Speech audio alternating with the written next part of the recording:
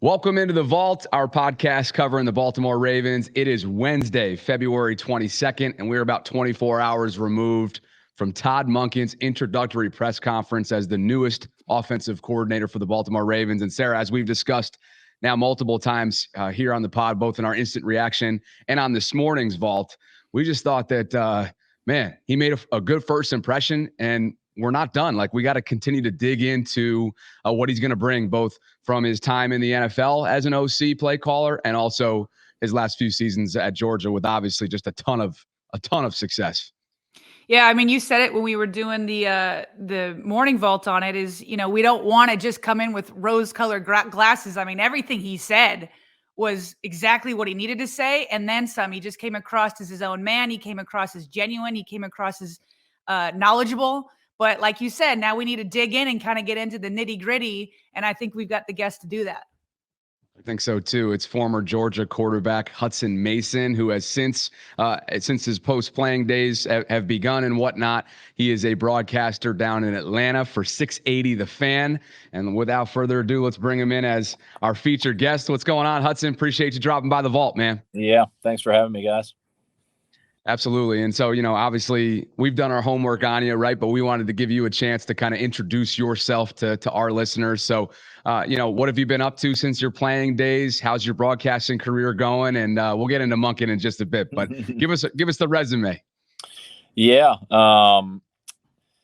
Started at Georgia in 2013, a little bit of 2013 when Aaron Murray, the start at the time, went down, and then became the full-time starter in 2014. And then after my senior year at Georgia, had a cup of coffee in the NFL in Washington, and then bounced around the CFL for a couple of years, and has really been working in sports media ever since. I do a sports talk radio show here in Atlanta on 680 The Fan, like you mentioned, and then in the fall travel around and call college football games for ESPN. So it's fun. It keeps me close to the fire, like I like to say. My passion is sports, and it's about as close as you could get for a profession to coaching without getting burned, like I like to say, by the firing and having to move around and all those other things. So I really enjoy it.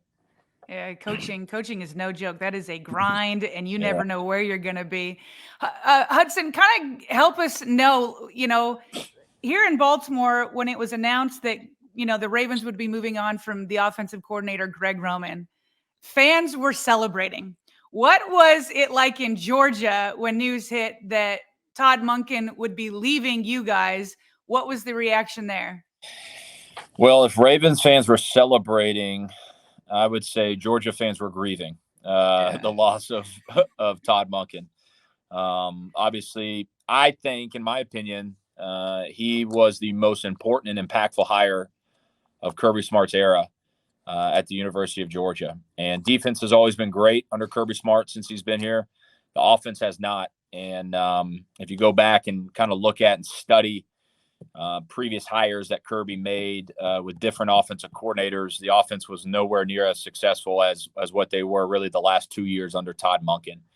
And I think any Georgia fan that you speak with holds Todd Monken in the highest regard for what he's been able to do over the past 2 years with, yes, a really talented roster, but also a former quarterback in Stetson Bennett that was a walk-on and was not the most talented guy when he got to Georgia and was not the most talented guy in the building, in the QB room when he left. And Todd Monken just did a remarkable job of helping Stetson get better over 3 years, crafting an offense to his strengths.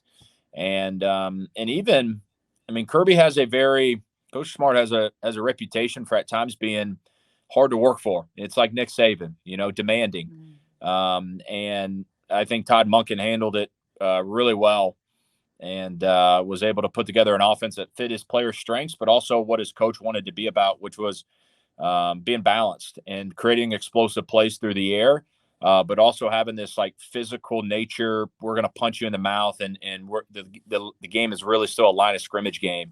And they just, I think what you saw over the last 2 years is they were the most physical team in college football the last 2 years. And I think that's why they got into certain games and they were able to win at a high level.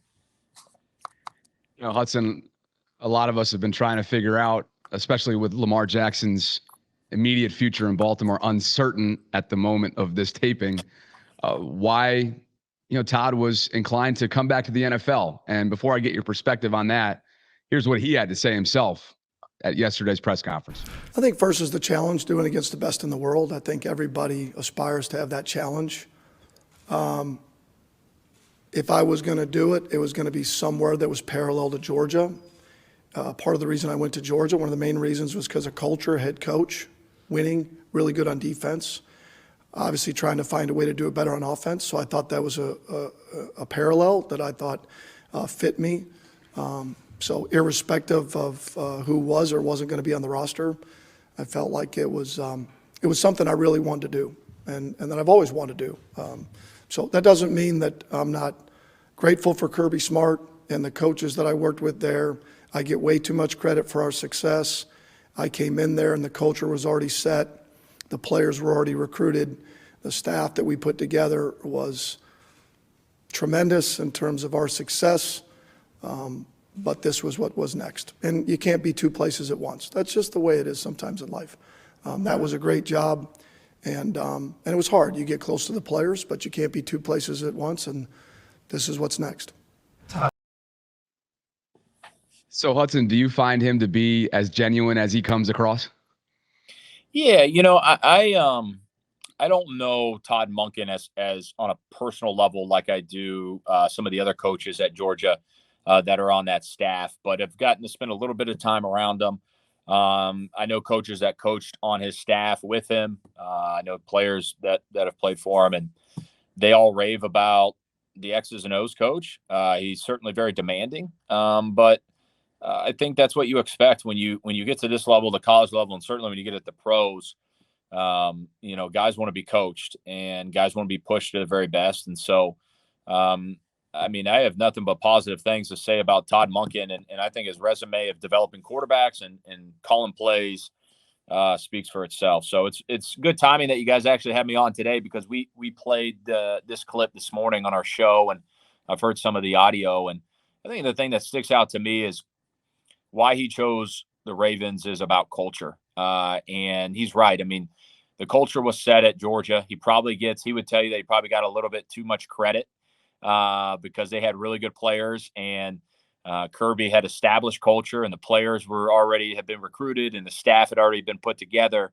But somebody's got to call those plays and call them at the right time, and to get them, to manifest. And he was the engineer and the architect of all that. And he spent time in the NFL before with the Bucs, and then most recently, I believe in 2019 with the Cleveland Browns. And he talks about the dysfunction. And I think it's hard in the NFL. I'm a former quarterback, so I like to talk about this and study it. These quarterbacks that are going to go in the first round, it's hard for anybody, but specifically a quarterback and a coach, to overcome organizational dysfunction. And I think he has learned from that based on his time in Cleveland. And I think that, combined with the desire to coach the best in the world at what they do, is what drew him to the NFL. And I think after 2 years and going back-to-back national champions, winning back-to-back national champs, I think he kind of looked at it as like, I've accomplished everything I can here. Could I wait around one more year at Georgia and go for a three-peat? Yeah, he could have gotten a little bit more money and gotten a raise to stay around. Yeah, but when the Baltimore Ravens, in my opinion, in an organization like that with stability and a proven track record of stability, come calling, plus the opportunity to call plays, maybe, and hopefully, I know, for under Lamar Jackson, one of the best quarterbacks, a defense that's really good. There's a lot of pieces, much like Georgia, why he took the job at Georgia. The Ravens have a lot of attracting pieces of the puzzle that are already put together. And, his coach is one of the most tenured, Coach Harbaugh, one of the most tenured coaches in the NFL, and so I think you just look at Ozzie Newsome and how long Coach Harbaugh's been there. I think he's the third longest tenured coach behind Mike Tomlin and Bill Belichick. So, the NFL, the acronym stands for not for long, for players and coaches, and that's the reality of it. And he knows that it's a bottom line business and a bottom line industry, and it's about results. But you'd be hard pressed, in my opinion, to find a better culture and a better organization that's led with great leadership from the ownership down. And I can just tell you, I think he values those things more than who's the quarterback going to be or who's the left tackle going to be. Yeah, you mentioned that Cleveland dysfunction that's hurting the Ravens right now, obviously with Lamar Jackson contract situation here, with them giving Deshaun Watson the fully guaranteed contract. But let's assume for a minute that Lamar Jackson is in a Ravens uniform in 2023 and he's, together with Todd Monken. You talked about how Monken helped Stetson Bennett and just bring him along from this walk-on quarterback to a national champion and a Heisman finalist. How do you see Todd Monken and the Lamar Jackson marriage if it happens this year? What do you think? How do you think that fit will be? Yeah. Without knowing the exact inside and outs and, the A through Z of the Ravens scheme or really more personnel, I kind of watch the Ravens loosely from a distance. I've started to look at Lamar Jackson a little bit more as he's been linked to the Atlanta Falcons. I know if you can't figure it out in Baltimore, Atlanta would love to have him. But I think the one thing that where there's a lot of carryover from what Todd Monken did at Georgia to what I've seen out of the offense for the Ravens under Lamar Jackson is multiple tight end sets. And I don't know, again, if that's something the Ravens are trying to get away from, but it certainly seems as though that's been a strength of them. And if you look at the way Todd Monken used Brock Bowers and Darnell Washington might be a first-round draft pick, the first tight end taken this year in the draft. Brock Bowers is an All-American and will be the first tight end drafted next year when he's eligible to come out. When I watch the Ravens, I think of multiple tight ends, how they've used 2 to 3 different tight ends over the past couple years. And so I think that 12 personnel package with 2 tight ends on the field would certainly be something where Todd Monken could come in. And if they were able to, elevate and find a little bit more talent at the receiver position to help Lamar, now you're talking about being able to stretch the field vertically, but also attack the middle of the field with those tight ends. And then you add in, the run game concepts with Lamar's legs and what you can do and finding mismatches where, 2 tight ends on the field is a heavy run, a run package. But when you've got athletic tight ends that can, cause mismatches with safeties and linebackers, I mean, it's a son of a gun to try to defend. And so I think we saw that this year in college football. The most popular personnel package in the NFL and college is what they call 11 personnel, where you have 3 receivers on the field. That's because it's become a pass-happy game and a pass-happy offense. And so I think where you truly have an advantage as an offensive coordinator and you can create mismatches is when you've got 2 tight ends that are more like 2 receivers playing tight ends, and so you can create mismatches because of their athleticism, but then you can still get into some of your run game stuff with 2 tight ends and run the ball when you've got numbers in the box. So I know that's kind of in the minutia and that's kind of deep, but that's one area where I thought immediately that I know, Greg Roman departing there and the run game principles and stuff, but that's certainly that 2 tight ends is where I think he would thrive with the Baltimore Ravens. Listen, did you have the same play caller for your years at Georgia?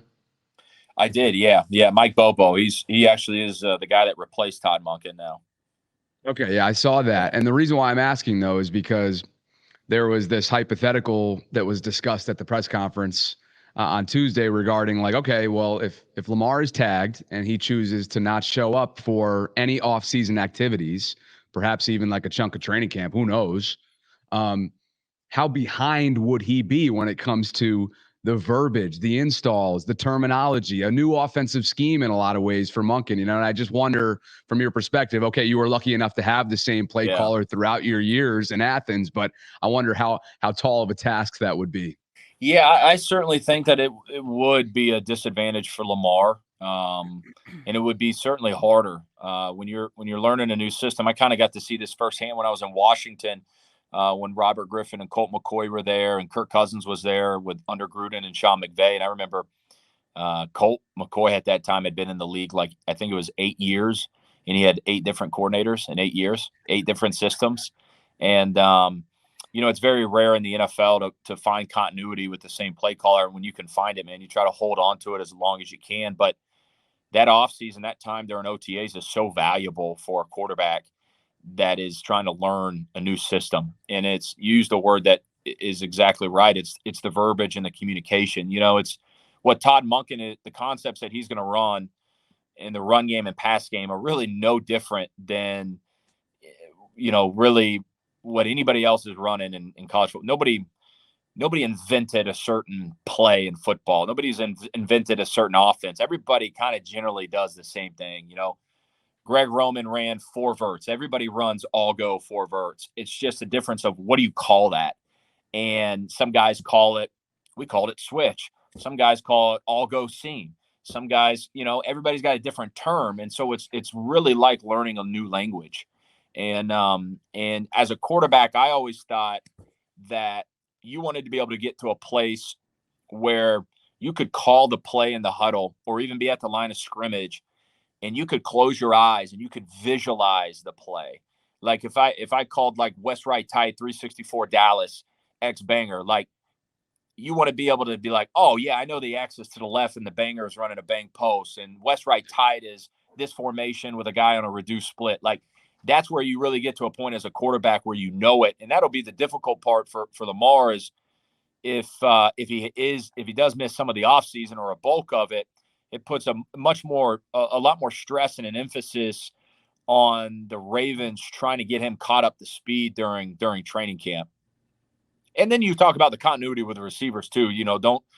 That's a big part of it as well, because it's not just the quarterback learning a new system. It's everybody. Yeah. There's going to be plenty of new faces at that position right there. We're expecting there to there be new faces better be, in that Bobby. position group. There better be.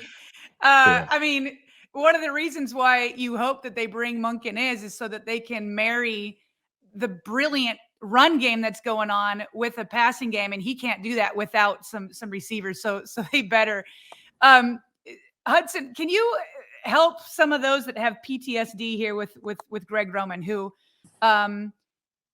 obviously had a brilliant rushing mind, but it didn't have a great passing attack. Obviously, you talked about the 2 tight ends. I guess the 2 biggest complaints about him, and I'm wondering what you think Monken can do to kind of help us overcome these tragedies that we've been watching for years, is number 1, he just couldn't marry that running attack with a passing game. It just never seemed like it could happen. That's number 1. Can Monken do that?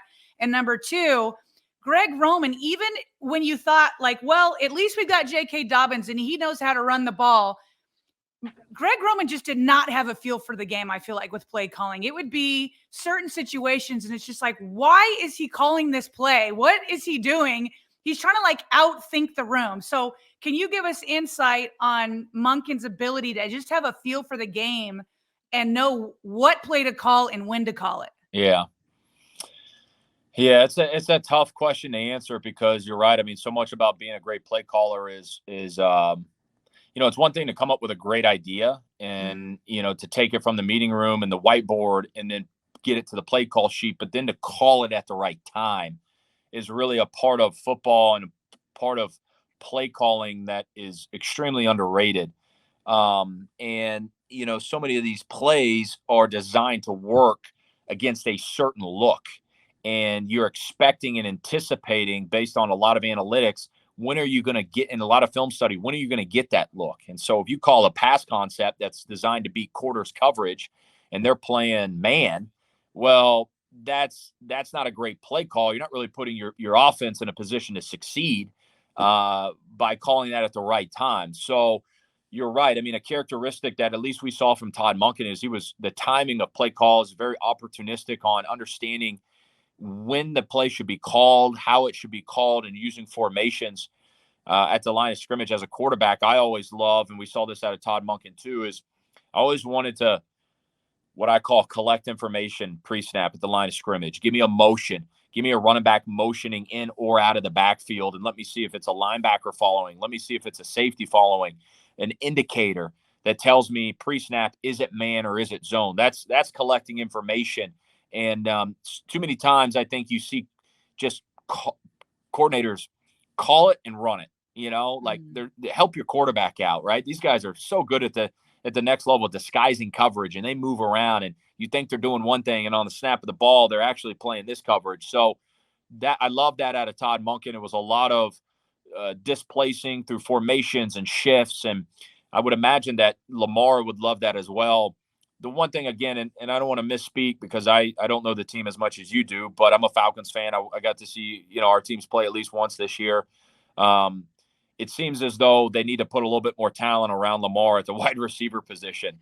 And I think sometimes in sports and in football, we, like Todd Monken said, we can get caught up in giving coaches too much praise and not enough praise sometimes. And there's that balance of, Todd Monken's a great play caller, but it's hard to overcome a lack of talent, no matter how good of a play caller you are.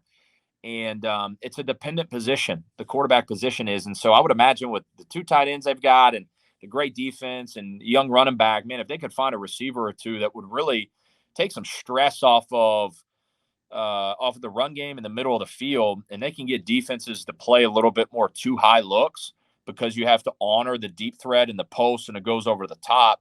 That's really where I think the Baltimore Ravens would take the next step offensively and keep defenses on their heels and keep them from loading the box and things like that. I don't know if you'll see if it's in Monken's DNA to want to run the quarterback as much. I think what Monken loves is he loves a guy that can make off schedule plays as opposed to quarterback design runs. And so somewhere in there, there'll be a balance. I don't know, you're always worried about your quarterbacks getting hurt, but you don't want to take away that natural ability of Lamar and how hard it is to defend it when he can run the ball. So, and I'm sure there's area for Lamar to grow as a passer too. But what you see Todd Monken did and what you saw him do with a guy that literally was not ranked coming out of high school, was the modern day Rudy in Stetson Bennett, and took him into a Heisman finalist, one of the best quarterbacks in Georgia history, and might have turned him into a draft pick. It's one of the most incredible stories ever in college football. And I think that's part of why it's all about developing the quarterback position. It's the most important position, and Lamar's already got a really high ceiling. Maybe Todd can get just a little bit more out of him. Sure will be interesting if the Ravens move on from their current backup, who's set to hit free agency, Tyler Huntley, and Stetson goes undrafted, and next thing you know, he's getting an invite to camp. That would be really interesting. And Sarah, clearly Hutson knows Monken, right? He ripped off one of his 6 principles that we heard yesterday, the off-schedule plays by a quarterback. And Lamar's produced plenty of off-schedule plays, as the 3 of us know, over the last 5 years. So it is pretty it's fascinating to listen to Monken. Like he almost recites things, whether it's his philosophy, his principles, previous games. There's a clip going around the internet. Yeah, there's like an entire game drive by drive from his time in Tampa. So it's pretty interesting. But I got to wonder, with all of this praise that he's received from Georgia, and obviously right now we're in our honeymoon stage right now, if you will, with Monken in Baltimore. What were were there any gripes throughout his time at Georgia? Any weaknesses that were highlighted, identified as somebody who, covered the team the last few years? Yeah, it's a good question. There's always gripes. I think at times, and I don't know if I don't think that this was so much a Todd Monken problem as much as it was maybe a philosophical. I want to call it a problem, but Georgia didn't use their receivers as much as maybe other really explosive teams in college football. And, but that's kind of been it's hard to say a problem because you're a 2-time national champion. It's clearly not holding them back. But there's been some questions about why can't Georgia produce first-round draft picks at receiver, right? I mean, Alabama has Jerry Jeudy and Waddle and all these guys and Ruggs and Devontae Smith, and Georgia just went about things a little differently on offense. And I think that was more about Kirby Smart than it was Todd Monken. Kirby is a defensive guy, and I think at times was okay with playing great defense and winning by 3 points and walking out with a win.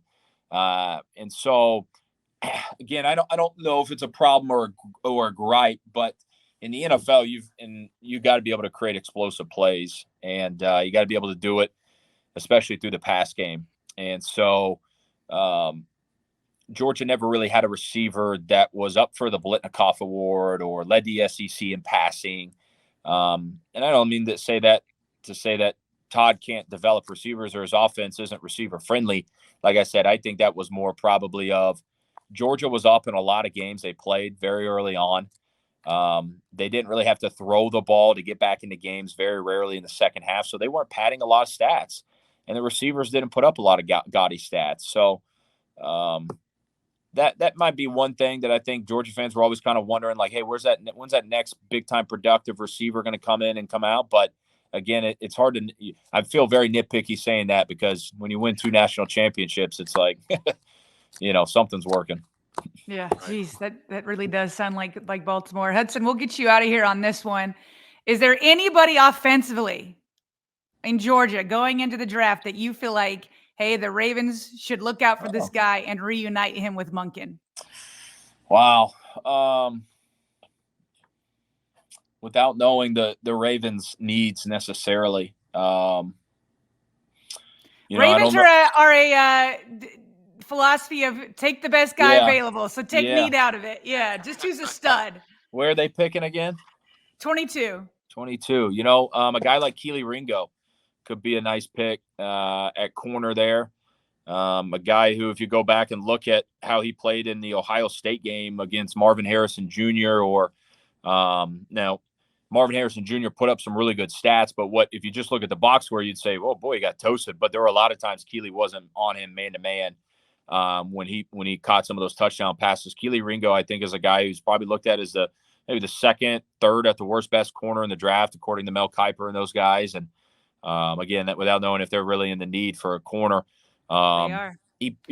I don't know if he can play nickel. So I don't know how versatile he is, but if you have a need on the outside corner spot, Keely Ringo is long and can fly. I mean, he is 6'1", 4'4", very rangy, great ball skills. One of his most popular plays in Georgia history that will go down as maybe the most popular was the pick 6 against Alabama that sealed the national championship game. And he goes up and grabs it, and Kirby Smart is yelling at him from the sideline. He's going, get down, get down. He just wants the game to be over. And Keely says, no, bump that. I'm taking it back to the house. And he runs it all the way back for a pick 6 and seals the game. So I think it speaks to his ability to not only his ball skills and ability to go make incredible plays, but then what do you do after the catch? So, maybe a guy like Keely Ringo could be a good fit. Bobby, that's exactly what they need on defense. Yeah. I know it's not their biggest need team wide, but definitely a need for sure defensively. So good stuff there. And hey, it goes without saying, Hutson, this was super, super insightful. We appreciate your time, and let our folks know where they can find you. I know they can find you on the radio weekdays, right? 6 to 10, 680 The Fan in Atlanta, but on social and anything else you got going on. Yeah, at HMason14 on Twitter. And just if you're ever driving by Atlanta, pop on 6A The Fan radio. Maybe I don't know if we'll be talking Ravens, but we'll be talking something about the NFL and the dysfunctional Hawks. That's for sure. No kidding. I was tuning in this morning getting ready for this, and between the Nate Oates story in Alabama and the firing of McMillan and Trey Young's future and all that stuff, I was like, dang, he's got a lot going on down there. So we appreciate you putting on your Georgia football hat this morning. Yeah. Thank you, guys. Thanks for having me. Appreciate it, Hutson. All right. We're going to go ahead and finish up this episode so you could just dump. And man, partner, that's exactly what we were looking for, right? Like at one point he apologized for giving us the minutia. Yeah, I'm like, I was like, no. Like, we don't need to apologize. Yeah, no, we've gone through all the surface level stuff. That's what this episode is. It's digging in. It is interesting. Like when he talks about Georgia, and Monken had already kind of said this, that they're very parallel organizations, one in the NFL and one at college. But just the way he talked about him, he's like, well, they really haven't gotten him receivers. It's like, I know.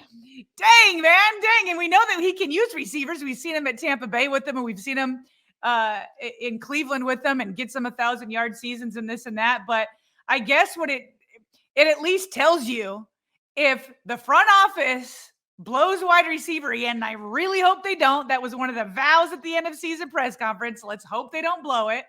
But let's just say that they find themselves in a position again, whether it's through injuries or whatever, that they don't have a huge receiving core. It is comforting that he can create a passing attack with the tight ends, And so man, you just hope that he's not relegated to that. But the way he talked about defense, the way they don't have wide receivers, the way they have stability, all that kind of stuff, I was like, man, he really is, Then he brings up a corner, which was like perfect for the Ravens outside of receiver. Like if there's a second biggest need, it is an outside corner. This guy not sitting down. That sounds like an Ed Reed when Billick would tell Ed Reed, sit down, and Reed's like, forget that, I'm going to go score. So that's somebody that we got to go study now, because that does sound like a pretty good pick. You were loving outside that corner. Yeah. Oh, I was eating that up. You know that. I mean, it's just so fitting. And then, I think another big takeaway for sure. And who knows, maybe we can dive into some of this in a future vault later this week, because I thought he gave us just great stuff. And specifically, he doubled down on something that Todd touched on just briefly during his introductory press conference, that if Lamar were to kind of hang back and skip some of these offseason activities, there is going to be a curve, a learning curve, because this is a new offense. I understand that he ran a pro style offense at Louisville, but like Hutson said, from a terminology standpoint, verbiage standpoint, I don't care if you're, a veteran somewhere in the middle, like 5 years in, like Lamar, rookie, undrafted, whatever, there is going to be a learning curve there.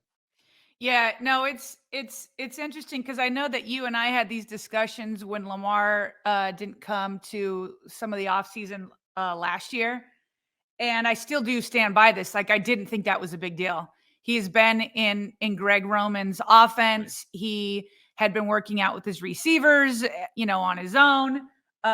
It's run first. I really didn't think it was a big deal. And so when people made a big deal out of Ray Lewis doing it or Ed Reed, I was like, this is all overblown. But when we're talking about a brand new offensive system, that's a different animal.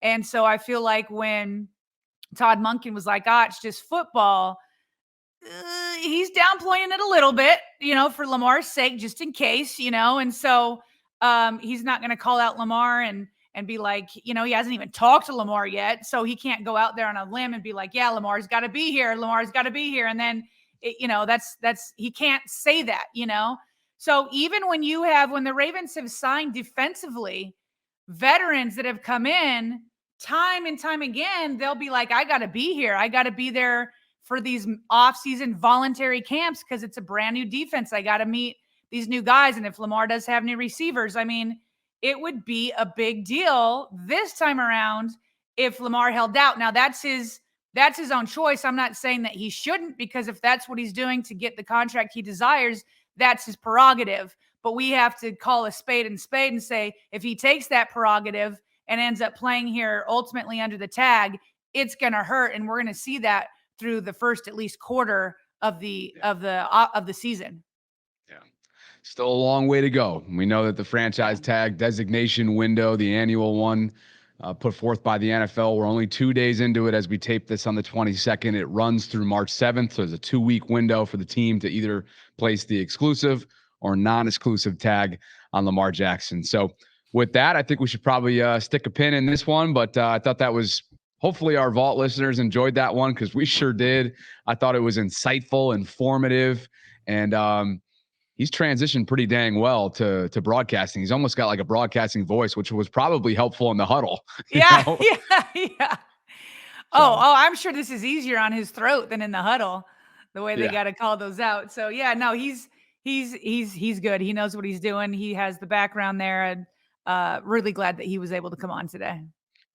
As always, you can hit us up via email at BaltimoreRavensVault@gmail.com. We have our mailbag episode for the month of February coming up next week. So if you've signed up for one of our Q&A level tiers on Patreon, which we would love for you to check out if you haven't already done so and you're interested in supporting what we're building, be sure to submit that monthly Q&A for us to include in that episode.